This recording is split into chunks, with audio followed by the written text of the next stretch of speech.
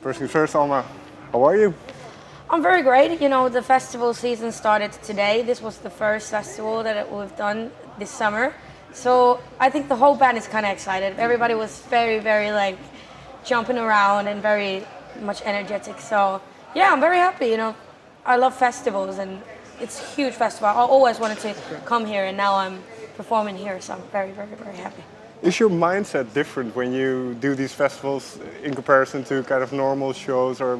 It's different because you know you can't be that like close to people. But yeah, it's definitely a different vibe. But I can't choose which one I like Fair better. enough. You know, very intimate. But then you know when there's so many people, you know, it's just crazy. The feeling is crazy when you walk and people are screaming. There's so many people. Do you remember that first time that you walked in and then obviously you played smaller shows, but where a lot of people? I actually started playing my first gig was in a flow festival in Helsinki, and there was like 5,000 people Okay. in the audience. So that was kind of weird that I started like that, but I put my first song out and it just exploded in Finland, and you know that was the first gig. So So what goes through your mind when you're walking on stage and you see all these people? you know, of course, my heart is pounding a bit when I'm walking to the stage for the first time. But like every time when the people are cheering and you know they are clapping their hands and smiling, you know, you get the feeling from them, and then you're like, ah, let's do it, guys, like that. So the energy. Yeah. And is this Karma that you're talking about? The Yeah. song? So before that, what made you write Karma? Were you thinking about, hey, I can make it do something in music? Was that the idea behind it? You know, when I first started like doing music abroad and I was writing in Berlin and London and LA, I think people in Finland were a bit like, what is she doing? Is she really good? And there was some like old people that I knew that was kind of trying to push me down a little bit, and I was like, fuck you guys. and I wrote a song that, you know, yeah, the lyrics are kind of like, I can do this. You know, I needed to write that song at that time. I needed the power to myself. Right. Yeah. And then you've mentioned in other interviews that your parents weren't very musical and that you kind of had to discover it by yourself. So what got you into music? Do you remember? You know, yeah, my family is not a music at all. They don't listen to music even. And I think, you know, when you're a kid, you just somehow find a way to feel better when you feel low, and just, you know, someone goes and plays football, someone likes to swim, someone likes to cook, and I just found music. And, you know, internet is crazy. From YouTube, I found Amy Winehouse and Right. stuff like this. And yeah, I'm a 90s kid, so YouTube. Fair enough. So now that you're kind of traveling all over Yeah. and playing shows, have you convinced those older people and maybe your parents kind of that what you're doing is? I think people are now like cheering me, and of course my parents are like, they're the most supportive people in my world. And yeah, some people that, you know, told me that you're not going to make it, they are now seeing that I'm making it. So it feels great. It feels great. I need to admit. But so once Karma was written and then, like you say, it exploded, what was that like? Especially the first couple of weeks or maybe a couple of months. What was it like for you? When Karma, we released Karma, we didn't know anything. Like, we just put it out. There wasn't any big promotion around that song. So we thought that, you know, some people in the internet might like it, and suddenly like Elton John is playing that on his radio show, and like there was like, it was crazy. It was crazy. And this might be difficult to say about your own music, but looking at the song now and looking back, why do you think people like the song so much? Because I think people need songs that make them feel better and make them feel stronger. Especially these days when world is kind of crazy. I think people need to hear songs that makes them feel more alive and more stronger, and you know, yeah, I think nowadays some people feel like they're useless and they're like weak because we're Right. not. Whoa. So if we go back then to your childhood, were there certain, you mentioned Amy Winehouse, so were there certain people that made music that you could kind of feel uplifted and... Of course, Amy Winehouse been a big inspiration for me. Also Jackson 5, I really like them. And nowadays, I really love everything that Sia is doing. I really, and she's a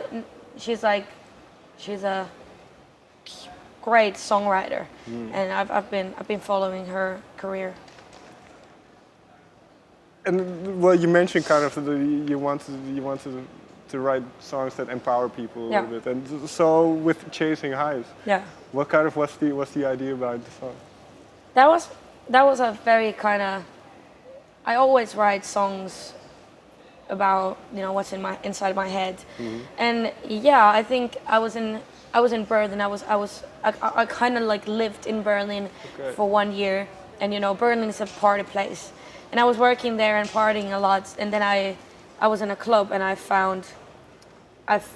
saw someone, and suddenly I didn't want to go clubbing anymore. I wanted to just chill in my apartment, and I needed to write a song about that. Like, it's good to chase highs, but sometimes you should chill. Kind of. Writing about your personal life in this way, did it come easy?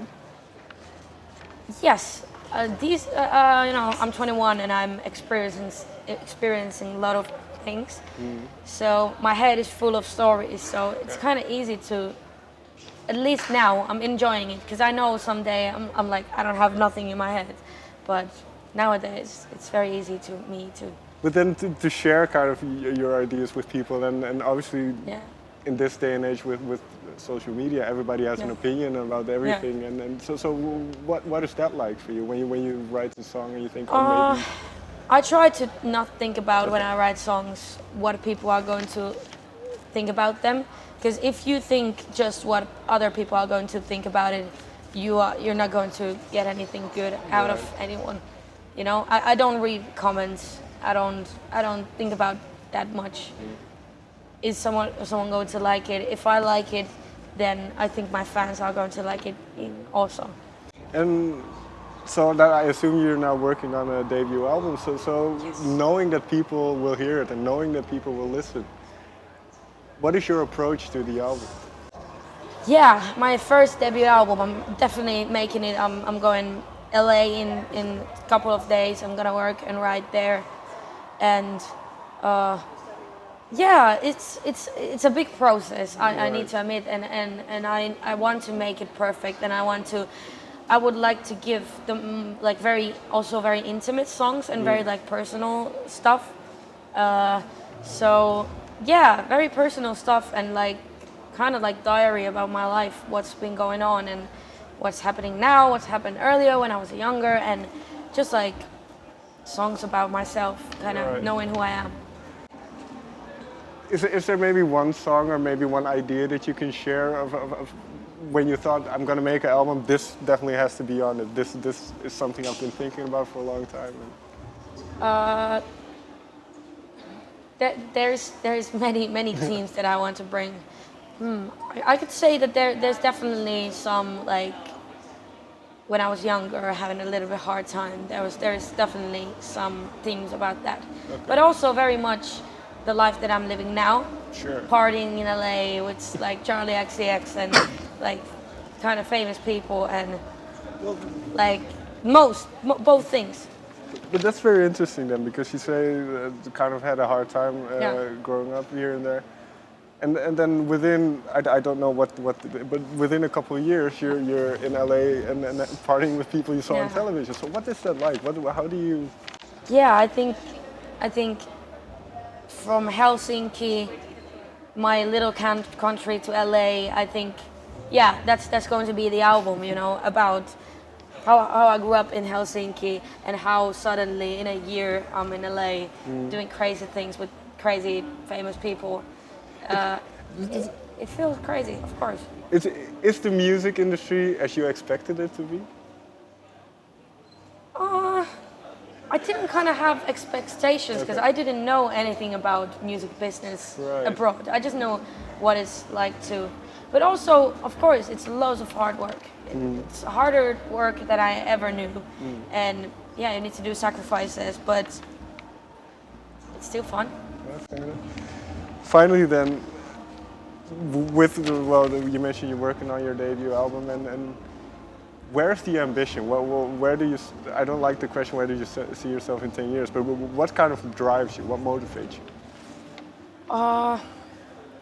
In 10 years, I think I want to make albums and I want to do gigs, and I think like, yeah, these kind of festivals and shows all around the world are very important to me. That they are the most important thing, because I want to see my fans, and I want to get to know myself, and I want to know the world, and I want to have fun, and I want to just grow as a person, even though that sounds very cliche and kind of, but I want to, because I'm 21 and I just want to see how long I can go, you know, and do great things, have shows. That's the only thing I want. And finally, then, because you mentioned kind of support from Elton John, and then people have really started to like your music. This is going to sound counterintuitive, but is it good to have people kind of hype you up a little bit? Did you like kind of that people are? Of course, I don't like. Of course, I know Elton John is a legend, but I haven't been a huge fan. But when like a legend like that says, I love your track, I'm gonna play it. I love you, and I like your style. Of course, it feels amazing, and I think for me, it's like, it's crazy to hear that big legend who really knows about real music says that your pop electro music is great. I think that's cool. So you don't feel any pressure now? No, I don't like pressure. I don't take pressure from anyone because I don't like it. Fair enough. Thank you very much for your time. Okay, perfect. Thank you.